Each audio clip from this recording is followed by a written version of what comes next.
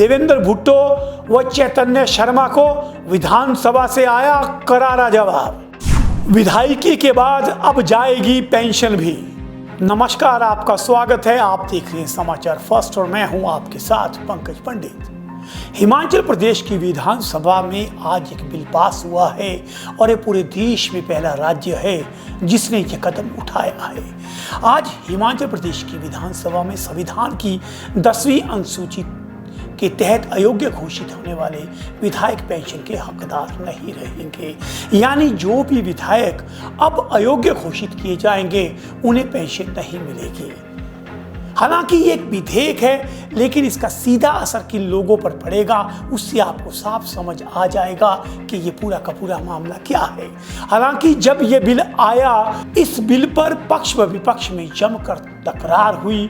विपक्ष ने इसे राजनीतिक साजिश के तहत लाया हुआ बिल बताया है और इसे सिलेक्ट कमेटी में भेजने की मांग उठाई थी। हालांकि सरकार का पक्ष था कि जो दल बदल कानून है उसे और अधिक मजबूत करने के लिए कदम उठाया गया है। तो आइए आपको ले चलते हैं आज विधानसभा में कि किस तरह से इस बिल पर चर्चा हुई और कौन कौन इस बिल में शामिल थे। सबसे पहले मैं बता दूं कि जो बिल है इसका सबसे अधिक असर 2 पूर्व विधायकों पर पड़ेगा और उनकी पेंशन बंद हो जाएगी। आज ये जो बिल पास हुआ है इसकी जद में 2 पूर्व विधायक सबसे पहले आएंगे, जिनका नाम है देवेंद्र भुट्टो और साथ में चैतन्य शर्मा।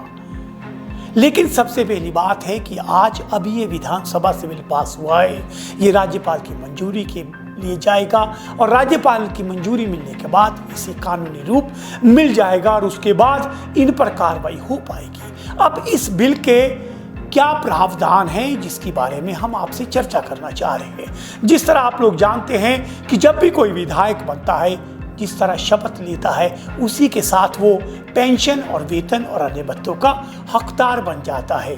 लेकिन अब कांग्रेस सरकार ने विधानसभा में बिल लाया है, यदि कोई भी विधायक संविधान की 10वीं अनुसूची के तहत अयोग्य घोषित होता है या दल बदल कानून के तहत यानी अयोग्य घोषित होता है, तो वो विधायक पेंशन का हकदार नहीं होगा। जैसे ही ये बिल विधानसभा में पेश हुआ, तुरंत विपक्ष ने हमलावर रुख अपना लिया और विपक्ष ने इसे बताया कि इस संशोधन का कोई भी औचित्य नहीं है और ये सरकार बदले की भावना से काम कर रही है।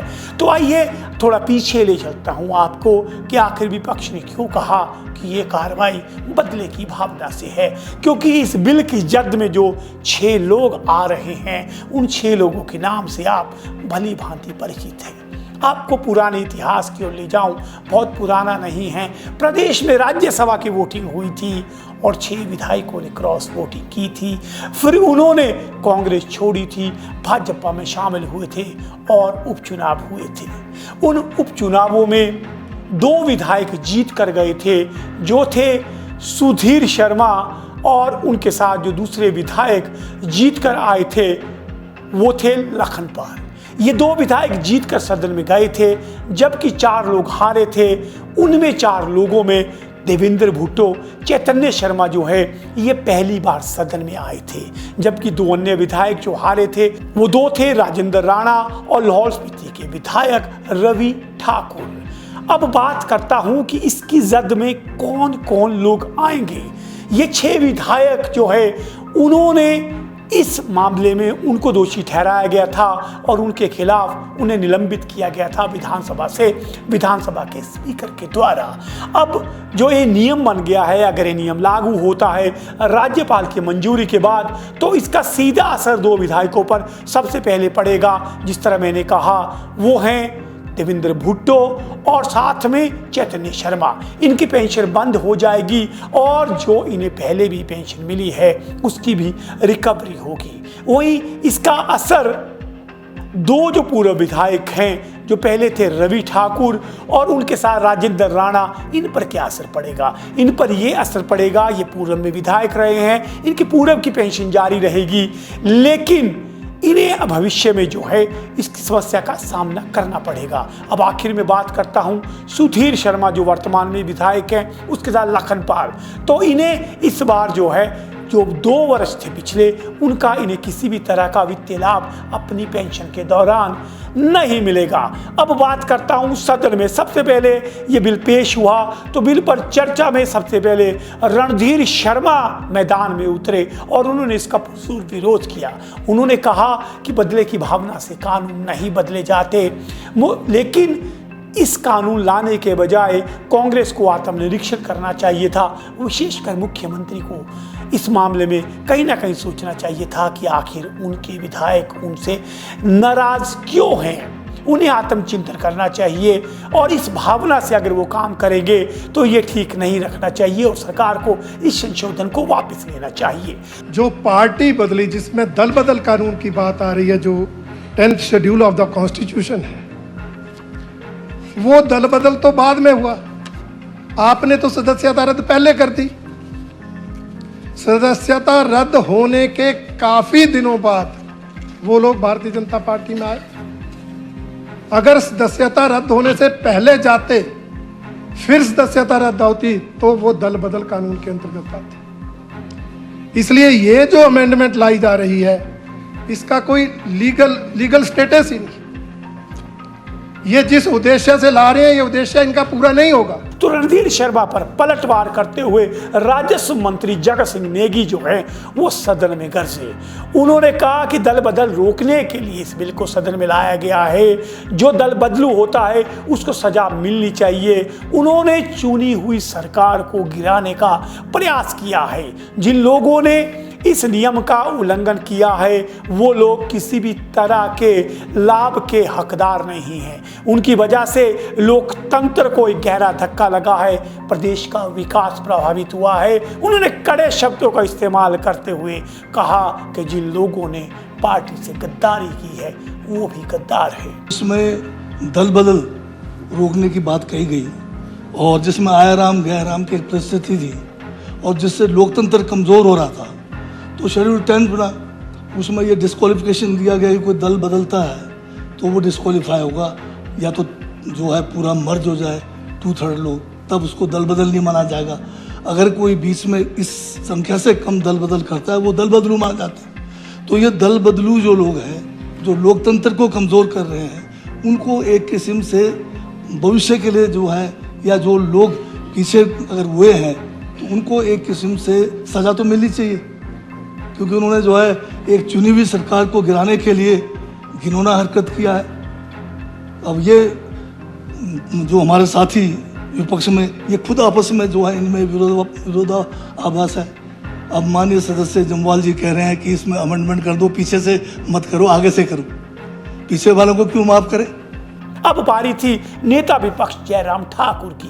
जयराम ठाकुर ने इस मामले पर सुखविंदर सिंह सुक्खू को नसीहत देते हुए कहा कि हमें हमेशा भविष्य की ओर आगे बढ़ना चाहिए और पीछे जो है उसे भूल जाना चाहिए। और मूल इस बिल की जो आप इस सारे में जो करना चाह रहे हैं, ये विशुद्ध राजनीतिक प्रतिशोध की भावना झलक रही है। एक बात तो ये है। दूसरी बात अध्यक्ष महोदय, दल बदल का विषय कहां से आया इसमें? ये सदस्य जिनके लिए सारा ये इंतजाम कर रहे हैं, इन्होंने राज्यसभा के लिए वोट दिया है, लेकिन राज्यसभा के लिए भारतीय जनता पार्टी के लिए वोट दिया है, कांग्रेस के लिए वोट नहीं दिया। इस आधार पर सदस्यता कहीं नहीं जाती। ये कानून में बड़ा साफ है, नियम में साफ है, और इसमें कोई कंफ्यूजन नहीं होना चाहिए। जयराम ठाकुर का कहना था, हम राजनीति के क्षेत्र में हैं, जो हो गया वह हो गया, हमें आगे बढ़ने की सोच रखनी चाहिए। ये बिल पूरी तरह से प्रतिशोध की भावना से लाया गया है। इसमें दल बदल का कोई विषय ही नहीं है, क्योंकि विधायक जो थे, ये पूरा विधायक जो थे, इन्होंने राज्यसभा में वोटिंग अपने अंतरात्मा की आवाज से की थी, ना कि व्हिप का उल्लंघन किया था। जब तक व्हिप का उल्लंघन ना हो तो ये दल बदल कानून के अंतर्गत नहीं आता है। इसलिए इस बिल को वापस लाना चाहिए या इसे सिलेक्ट कमेटी में भी भेजा जा सकता है। अब आखिर में मैदान में उतरे सुखविंदर सिंह सुक्खू मुख्यमंत्री। उन्होंने साफ कहा कि भविष्य में दल बदल की राजनीति को रोकने के लिए वह साफ सुथरी राजनीति प्रदेश में लाने के लिए इस तरह के कानून लाना जरूरी है। इस संशोधन में उन्होंने कहा किसी तरह की द्वेष भावना नहीं है। स्वर्गीय राजीव गांधी ने दलगत राजनीति को रोकने के लिए जो दल बदल कानून लाया था, हम उसी को ही आगे बढ़ा रहे हैं। सशक्त लोकतंत्र में पारदर्शिता रखने के लिए हमें इसका समर्थन करना चाहिए। उन्होंने विपक्ष को भी चेताते हुए कहा कि जिन लोगों ने कांग्रेस के साथ धोखा किया है वह भविष्य में आपके साथ भी धोखा करेंगे। अब 1 महीना से ये लोग डिस्क्वालिफिकेशन के बाद इसलिए भागते रहे कि सुप्रीम कोर्ट से कोई राहत मिलेगी। डिस्क्वालिफिकेशन हो चुकी है।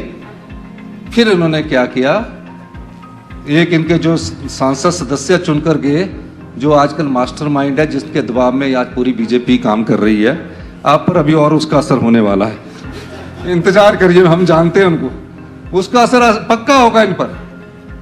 उन्होंने क्या किया कि इनको दीप कमल में ले गए, पटके पहनाए। 3 जो विधायक थे, 3 जो विधायक के, उसका भी फैसला भी आपने करना है, उनका फैसला भी करना है, उसकी भी हमारी अपील है। 3 विधायकों ने इस्तीफा कब दिया? दीप कमल में अलग से तीनों ने बीजेपी ज्वाइन करी।